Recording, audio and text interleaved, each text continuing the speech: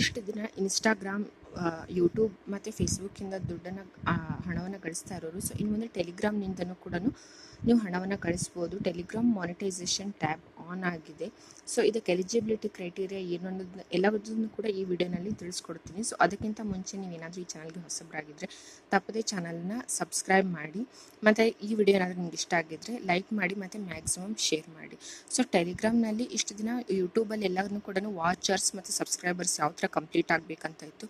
So ಇವಾಗ ಟೆಲಿಗ್ರಾಮ್ನಿಂದನೂ ಕೂಡ ನೀವು ಹಣವನ್ನು ಗಳಿಸ್ಬೋದು. ಸೊ ಇಲ್ಲಿ ನೋಡಿ ಟೆಲಿಗ್ರಾಮ್ ಚಾನಲ್ನ ಓಪನ್ ಮಾಡಬೇಕು. ಇಲ್ಲಿ 3 ಡಾಟ್ಸ್ ರೆಡ್ಡಲ್ಲಿ ಕ್ಲಿಕ್ ಮಾಡಿದರೆ ನಿಮಗೆ ಸ್ಟ್ಯಾಟಿಸ್ಟಿಕ್ಸ್ ಅಂತ ಸಿಗುತ್ತೆ.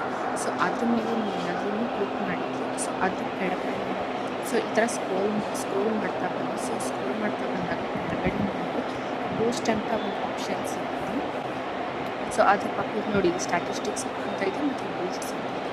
ಸೊ ಅದ್ರ ಪಕ್ಕದಲ್ಲಿ ಮಾನಿಟೈಸೇಷನ್ ಟ್ಯಾಬ್ ಆನ್ ಆಗಿರುತ್ತೆ. ಸೊ ಈ ಚಾನಲ್ನಲ್ಲಿ ಬರೀ 122 ಸಬ್ಸ್ಕ್ರೈಬರ್ಸ್ ಮಾತ್ರ ಇರೋದ್ರಿಂದ ಸೊ ಇದಕ್ಕೆ ಮಾನಿಟೈಸೇಷನ್ ಇನ್ನೂ ಆನ್ ಆಗಿಲ್ಲ.